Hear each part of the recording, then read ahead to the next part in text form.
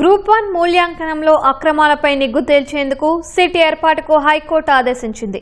మరింత సమాచారం మా ప్రతినిధి జయప్రకాష్ ను అడిగి తెలుసుకుందాం. జయప్రకాష్, గ్రూప్ 1 మూల్యాంకనంపై హైకోర్టు ఉత్తర్వుల సారాంశం ఏంటి?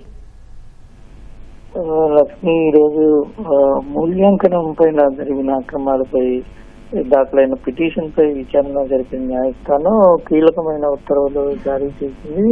ప్రత్యేక దర్యాప్తుని ఏర్పాటు చేయాలని ఆదేశించింది. ఇందులో ప్రధానంగా చూసుకున్నట్లయితే గ్రూప్ 1 పరీక్షా పత్రాలు, ప్రధాన పరీక్షా పత్రాల మూల్యాంకనంలో అక్రమాలు జరిగాయని పలువురు అభ్యర్థులు దాఖలు చేసినటువంటి పిటిషన్ పైన విచారణ జరిపింది.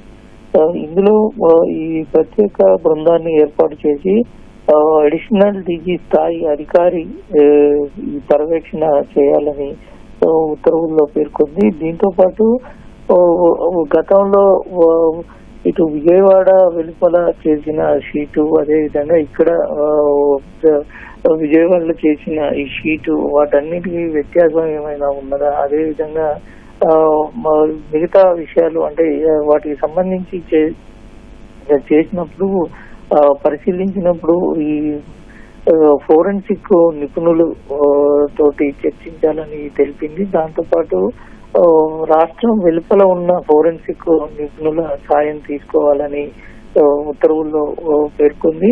ఆ ఆన్సర్ షీట్స్ అంటే ఓఎంఆర్ షీట్స్ మారాయా అనే విషయాన్ని పరిశీలించాలని తెలిపింది.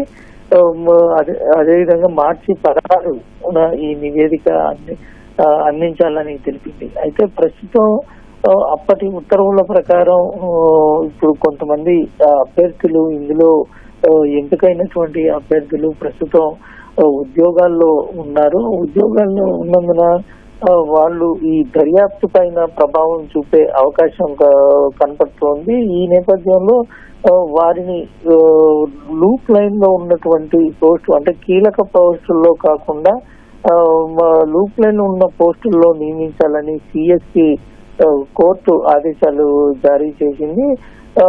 విచారణ మార్చి 16లోగా ఇవ్వాలని చేసి నివేదిక, పూర్తి స్థాయి నివేదిక కోర్టుకి సమర్పించాలని తెలిపింది. గతంలో నిర్వహించినటువంటి ఈ గ్రూప్ 1 ఎగ్జామ్ల పైన పలు ఆరోపణలు వచ్చాయి. భారీ స్థాయిలో అభ్యర్థులు ఆరోపణలు లేవనెత్తారు. మూల్యాంకనంలో అక్రమాలు చోటు చేసుకున్నాయని, దీని కారణంగానే తమకు ఇందులో ఎంపిక అయ్యేందుకు అవకాశం లేకుండా పోయింది అనే ఆరోపణలతోటి ఈ హైకోర్టులో పిటిషన్ దాఖలు చేశారు. విచారించిన న్యాయస్థానం ఈరోజు సిట్ ఏర్పాటుకు ఆదేశాలు జారీ చేసింది. లక్ష్మి, ధన్యవాదాలు జయప్రకాష్.